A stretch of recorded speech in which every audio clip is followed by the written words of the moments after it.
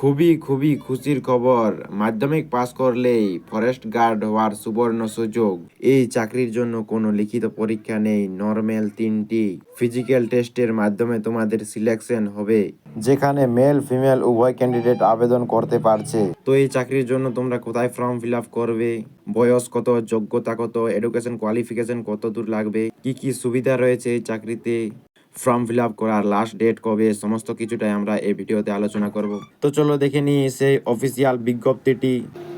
তো এই যে দেখতে পাচ্ছ সেই অফিসিয়াল নোটিশটি, যেটি north Andaman and middle Andaman ডিস্ট্রিক্টের পক্ষ থেকে এই ভ্যাকেন্সিটি বেরিয়েছে। চলো তোমাদের আবেদনের ডেটগুলি দেখে নিই। আবেদনের ডেট শুরু হয়ে গেছে তোমাদের 23শে মার্চ 11টার সময় আবেদনের ডেট শুরু হয়ে গেছে, এবং closing date and time received online application, তোমাদের অনলাইন অ্যাপ্লিকেশন সম্পূর্ণ করতে হবে। ক্লোজিং মানে হচ্ছে তোমাদের অনলাইন আবেদন শেষ, লাস্ট তারিখ হচ্ছে 6ই মে। তোমাদের আবেদনের লাস্ট ডেট হচ্ছে 6ই মে 12টার সময় তোমাদের আবেদনের লাস্ট ডেট। তারপর দেখে নাও, তারপর রয়েছে 6ই মে তোমাদের অনলাইন পেমেন্টটি সাকসেস করতে হবে 12টার আগেই। তারপর তোমাদের দেখে নাও date of window application form correction, তোমাদের কারেকশন করার জন্য আরও ডেট দেওয়া রয়েছে, যেটি হচ্ছে তোমাদের 7ই মে থেকে তোমাদের 13ই মে পর্যন্ত তোমাদের কারেকশনের সুবিধা দেওয়া হবে। দেখে নাও কতকগুলি পোস্ট রয়েছে, ডিটেল অফ ভ্যাকেন্সি কতকগুলি পোস্ট রয়েছে এবং কোন কোন জায়গায় তোমাদের পোস্টিং হবে সেগুলিও সমস্ত কিছু এখানে দেওয়া আছে। তো প্রথমে রয়েছে ডিএফও এর অর্থ হচ্ছে ডিভিশনাল ফরেস্ট অফিসার। এটি হচ্ছে বারাতাঙ্গে মোট পোস্ট রয়েছে 62টি। তো ইউআরদের জন্য রয়েছে 20টি, এসটিদের জন্য রয়েছে একটি, ওবিসি এনসিএলদের জন্য রয়েছে 35টি, ইডাব্লিউএসদের জন্য রয়েছে 6টি, এমএসপিদের জন্য রয়েছে 3টি। তারপর রয়েছে এই যে দেখতে পাচ্ছ ডিগলিপুরে রয়েছে তোমাদের মোট ভ্যাকেন্সি 6টি। তারপরে রয়েছে মোট ভ্যাকেন্সি রয়েছে 16টি, এবং 3টি ভ্যাকেন্সি ইউআরদের জন্য, এবং এসটিদের জন্য রয়েছে 14টি। তারপর রয়েছে ওবিসিদের জন্য 0টি, এবং ইডাব্লিউএসদের জন্য 9টি, টিএচএমএসদের জন্য 0টি। তারপর রয়েছে মায়াবন্দরের জন্য রয়েছে তোমাদের ভ্যাকেন্সি 43টি, ইউআরদের জন্য 17, এসিদের জন্য 0, তারপর রয়েছে ওবিসিদের জন্য 17টি, তারপর রয়েছে ইডাব্লিউএসদের জন্য 9টি, এমএসপিদের জন্য রয়েছে 2টি।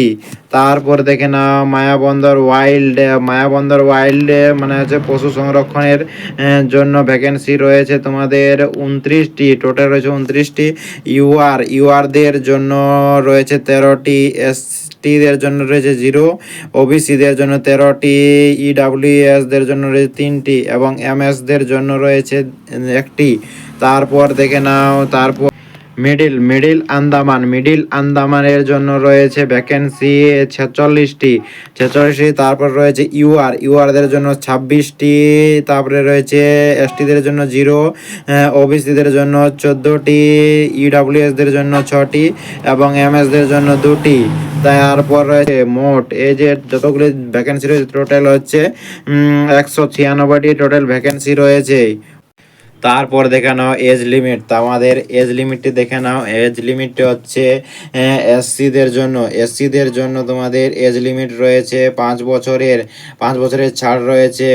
মেলদের জন্য 38, এবং ফিমেলদের জন্য রয়েছে 43। তারপর দেখে নাও ওবিসিদের জন্য 3 বছরের ছাড়, এবং মেল 3 বছরের ছাড়, এবং 36 বছরের মধ্যে তোমাদের হতে হবে, এবং ফিমেলদের জন্য 41 বছরের মধ্যে তোমাদের হতে হবে। তারপর রয়েছে এসটিদের জন্য হচ্ছে এসটিদের 45 বছরের মধ্যে রইতে হবে, 40 থেকে 45। তোমাদের এসটিদের জন্য রয়েছে 5 বছরের ছাড়। তারপর দেখে নাও এডুকেশন কোয়ালিফিকেশন চাওয়া হয়েছে। এডুকেশন কোয়ালিফিকেশন বেশি কিছু চাওয়া হয়নি, শুধু রয়েছে secondary school examination extra past, তার মানে হচ্ছে তোমাদের ক্লাস 10 পাস করতে হবে, এবং রয়েছে sold qualify in the physical test, শুধুমাত্র তোমাদের ফিজিক্যাল টেস্টই, এই যে তোমাদের যে ফরেস্ট গার্ডের যে ফিজিক্যাল টেস্টটি হবে সেটি তোমাদের খালি পাস করলেই হবে। তারপর 3 নম্বর রয়েছে মাস্ট হ্যাভ গুড ফিজিকুই, তার মানে হচ্ছে তোমরা কি খুবই ভালো রেজাল্ট করতে হবে ফিজিক্যাল টেস্টে। তারপর রয়েছে তোমাদের ফরেস্ট গার্ডের জন্য তোমাদের সিলেকশনের জন্য নলেজ অফ হিন্দি, তোমাদের হিন্দিতে কিছু নলেজ থাকতে হবে, তাহলে তোমরা ফরেস্ট গার্ডের জন্য 100% এলিজিবল। তারপর দেখে নাও তোমাদের সিলেকশনের মুডগুলি রয়েছে 3টি লেভেলে তোমাদের সিলেকশন হবে। 1 নম্বর সিলেকশন লেভেল হচ্ছে তোমাদের 1 নম্বর টেস্ট হবে রানিং টেস্ট হবে। Male candidate must complete a distance of 10 kilometre and female candidate must distance 8 kilometre, তার মানে হচ্ছে তোমাদের পুরুষদের জন্য 10 কিলোমিটার অতিক্রম করতে হবে, কোনো টাইম দেওয়া নেই, তো তোমাদের 10 কিলোমিটার রানিং করে তোমাদের কমপ্লিট করলেই হবে।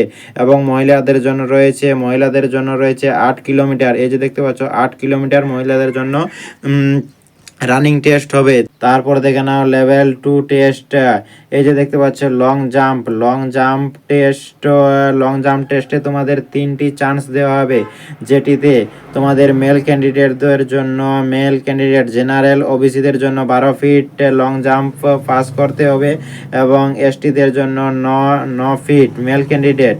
তারপর রয়েছে ফিমেল ক্যান্ডিডেট জেনারেলদের জন্য 9 ফিট এবং এসটিদের জন্য রয়েছে 7 ফিট।